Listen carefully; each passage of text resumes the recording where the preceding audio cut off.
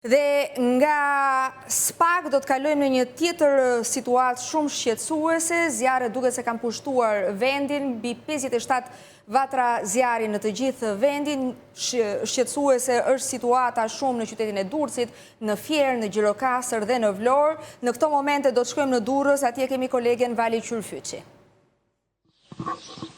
Vali, mirëmëngjes. Përshëndetje. Do doja të dija se si është situata e zjarreve në Durrës, duke ditur që dje flakët kanë përpirë tregun industrial, duke shkaktuar edhe panik tek qytetarët përveç dëmeve të shumta materiale. Pa dyshim ishte një ngjarje e rëndë në pikun e sezonit, një zjarr i fuqishëm përfshiu tregun industrial në plazhin e Durrësit, është një treg privat dhe sot policia ka deklaruar ende jo në një komunikat zyrtare se po procedon në gjendje të lirë pronarin e këtij tregu, një 66 vjeçar në lidhje me kushtet teknike në të cilat funksiononte ky treg që ndodhet përgjatë rrugës Pavarësia, është rruga kryesore e plazhit të Durrësit, ndërkohë që ajo që ka mbetur pas zjarrit të fuqishëm të pasdites së kaluar është pak gjë, një grumbull i madh llamarinash, gjithçka është djegur, kanë shpëtuar vetëm një pjesë e mallit të dyqaneve të vogla që ndodheshin buzë rrugës, pasi zjarri ka rënë fillimisht në pjesën jugore të tij, në një nga dyqanet dhe dyshohet për një shkëndijë elektrike, por ende nuk ka një shkak zyrtar për këtë, por bazuar në kushte teknike, në instalimet që kryesisht janë bërë në mënyrë amatore, shpesh nga vetë tregtarët e vegjël, të cilët shesin në këtë treg prej vitesh, kryesisht gjatë orëve të mbrëmjes, kur ka edhe fluks më të shumtë të vizitorësh dhe pushuesish që pasi mbarojnë plazhin lëvizin për të kryer blerjet e tyre. Nga pamjet shohim që zjarrin e ka favorizuar edhe era e ditës së djeshme. Pikërisht era ka qenë e fortë, ndërkohë që edhe temperaturat kanë qenë të larta, më të larta se zakonisht, pra edhe natyra nuk ka qenë favorizuese në zjarrin e djeshëm, duke bërë që ai të shpërthej shumë shpejt, por duhet thënë se edhe vetë materialet e dyqaneve të vogla, të cilat nga brenda janë me konstruksion druri dhe të veshura me llamarin, me qepena për të mbrojtur mallin brenda tyre, por edhe në shumë prej tyre tregtoheshin parfume të cilat kanë përmbajtje alkooli dhe kjo ka ndihmuar më tej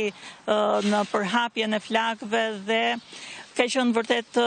një situatë e rëndë, të cilën e kanë përjetuar jo vetëm banorët e plazhit të Durrësit dhe tregtarët, të cilët janë ata që janë dëmtuar më së shumti për shkak të dëmeve, por edhe pushuesit vendase të huaj. Nuk ka ende një llogaritje të dëmit, pasi është ende herët, tregtarë të ndryshëm raportojnë shifra të ndryshme në varësi të sasisë së mallit dhe vlerës së tij që kanë pasur brenda në dyqanet e tyre, por janë tregtarë të vegjël që edhe sigur dëmi mos konsiderohet tepër i madh në vlera, pa dyshim për ta është jeta. Unë dje kontaktova të paktën me njërin prej tyre që ishte në dëshpërim të plot, kishte vetëm 2 javë që e kishte marrë me qira një ambient aty dhe në 2 javë ende pa nxjerr fitim, ishte me borxhe për të shlyer kredin të cilën e kishte marrë për të bler mallin dhe gjithçka u shkrumbua. Ndërkohë më me fat kanë qenë ata pak dyqane që kanë qenë buzë rrugës, me të marrë njoftim për zjarrin, kanë vrapuar, kanë tentuar të hapin dyqanet e tyre qepenët dhe të nxjerrin edhe me ndihmën e pushuesve, të cilët janë treguar vërtet solidar, të nxjerrin dhe të shpëtojnë ç'të mundin në këtë ngjarje vërtet të rëndë. Ndërkohë që ka arritur të neutralizohet zjarri. Dhe pa diskutim që pas disa orësh unë Pas disa orësh, ai u neutralizua dhe jo vetëm nga zjarfikësit e Durrësit, por në ndihmë të tyre kanë ardhur zjarfikës fillimisht të Portit Detar, të Shijakut, Kavajës e më pas edhe Kamzës, pasi zjarri ka qenë i përmasave të mëdha, siç edhe theksuam, dhe ka qenë e pamundur që vetëm me forcat zjarfikëse të qytetit të Durrësit të bëhej vënia nën kontroll e tij. Dhe do doja të dija nëse ke informacione për vatra të tjera zjarri në qytetin e Durrësit? Aktualisht nuk raportohet për vatra të tjera zjarri në qytet, por temperaturat vazhdojnë të jenë të larta dhe fryn edhe erë sot, le të shpresojmë që nuk do të kemi më ngjarje, ndërkohë që edhe janë paralajmëruar që kjo verë do të jetë e thatë edhe me erë, duke favorizuar edhe këto vatra zjarri, ndërkohë që autoritetet edhe këtë verë bëjnë thirrje qytetarëve për të qenë të kujdesshëm në çdo veprim të tyre për të mos shkaktuar zjarre të reja, përpos faktit që shpesh zjarret janë dhe të qëllimshme për të krijuar kullota apo qoftë edhe për qëllime të tjera, të cilat sjellin dëme të konsiderueshme. Të gjithë shoqërinë për te interesit Të falenderoj shumë, Vali. Të falenderoj shumë për të gjitha detajet dhe informacionet që ndave me ne, dhe nga Durrësi do të shkojmë në Vlorë. Situatë kaotike edhe në Vlorë. Kemi kolegun Mikel Marsi. Mikel, mirëmëngjes. Të përshëndes. Do doja të më bëje një pasqyrë të situatës zjarreve në qytetin e Vlorës. Atëherë,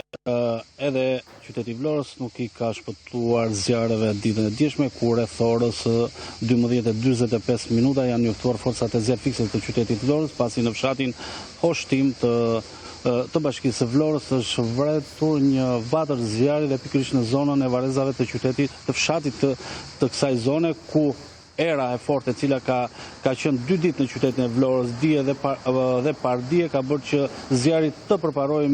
me shpejtësi, duke djegur gjithë zonën rreth varrezave të fshatit Hoshtim dhe më pas duke marrë toka dhe ullishte apo dhe pemë frutore që ka kjo zonë. Menjëherë forcat zjarfikëse, siç e thash, janë 3 mjetet të zjarfikëseve të Vlorës dhe 30 forca të zjarfikëse të cilët ka shkuar në terren për të izoluar apo dhe për të shuar flakët e zjarrit, por i ka qenë e pamundur pasi ka qenë territor shumë i vështirë dhe një bimësi e dendur. Kjo ka bërë që zjarri të përparojë me shpejtësi duke djegur rreth 35 hektar me bimësi, por nuk kanë munguar edhe pemë frutore apo dhe 700 rrënjë ullinj, të cilët janë ullinj të vjetër që ka kjo zonë. Në fakt, zjarri ka përparuar duke vijuar edhe në fshatin Kërkov, ndërkohë që forcat e zjarfikësit kanë kërkuar ndihmë si nga forcat e ushtrisë, ashtu edhe në forcat speciale të policisë, të cilët kanë mbritur, pra forcat e ndërhyrjes shpejt të Fierit kanë mbritur për të ndihmuar punojësit e zjarfikëses, por edhe një helikopter. Edhe në Fier ka vatra zjarri që janë vërtet shumë të rrezikshme, sepse janë pranë zonës ku ndodhen edhe puset e naftës. Paktën kështu raportohet. Ajo është zona më e keqe, pasi është një zonë, si ta thuash, nëse zjarri mund të përparojë në zonën e naftëmbajtëse, është nën toka e cila ka mbetje të hidrokarbureve, por dhe naftës bruto e cila është e vështirë për të shuar. Në fakt, duhet të vazhdoj për qytetin e Vlorës dhe për fshatrat për të cilët ka pasur një situatë të vështirë, ku zjarfikësit kanë punuar gati për 10 orë deri në ora 01 pas mesnate, duke shuar edhe ato vatra të vogla të kësaj zone, dhe në fakt janë njoftuar të gjithë banorët e fshatit Hoshtim, po dhe të fshatit Kërkov që të kenë kujdes, ndërkohë që forcat e ndërhyrjes shpejt të Fierit kanë qëndruar në gatishmëri për ndonjë situatë të papërqyeshme, pasi në këto zona ka jo pak biznese, por por edhe stane me bakti të cilat janë mbajtur, janë ruajtur nga forcat e policisë, por edhe nga vetë banorë të cilët kanë qenë në ndihmë të zjarfikseve dhe siç e thash, ku rreth orës 01 pas mesnate ky zjarr është vënë nën kontroll, duke shuar dhe ato pak vatra zjarri dhe situata ka qenë kjo. 35 hektar tokë është e djegur totalisht, ndërkohë që midis tyre janë dhe 700 rënjulli, të cilat është një dëm i madh kolosal për fshatarët e atyre zonave. Në prononcimet e ditës së djeshme thuaj se zjarri ishte përhapur fillimisht në varrezat e qytetit? Varrezat e fshatit Oshtim. Oshtim, po. Po, sipas kryetarit të Bashkisë Vlorës, por edhe prefektit,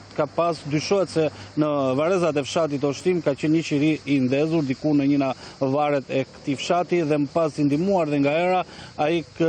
zjarr ka përparuar më pas në Shkure, duke përparuar dhe nga era e fortë, siç e thash, që ka përfshirë 2 ditë qytetin e Vlorë dhe kryesisht në orët e mesditës, dhe pastaj zjarri ka qenë i papërballueshëm për zjarfiksit, por edhe për banorët e fshatit, ndërkohë siç e thash, është njoftuar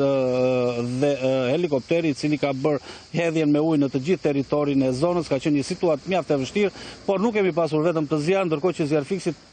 dua të kujtoj edhe ditën e djeshme, zjarfiksit janë njoftuar edhe për një zjarr tjetër, ndërkohë që punonjësit ishin duke luftuar me flakët në fshatin Oshtim dhe Kërkov. Një vatër zjarri është ndezur në zonën e fshatit Nart, ku aty kanë vajtur forcat e zjarfikseve dhe e kanë vënë në kontroll, pasi dhe ky zjarr rrezikonte seriozisht pyllin e sodës, por edhe banesat aty pranë që ishte zjarri pranë në fshatin Nart. Kjo është situata, shpresojmë që sot edhe në ditën vijim mos të ketë, pasi temperaturat janë të larta, por gjithmonë më problematike është orët e mbasdites, aty kur temperaturat janë shumë të larta, por edhe era fillon që ta shpejtoj edhe... Le të shpresojmë që situata do të mbahet në kontroll dhe mos të ketë dëme të mëtejshme. Faleminderit shumë, Mikel, do të kemi besoj edhe lidhje të tjera për gjatë transmetimit të sot.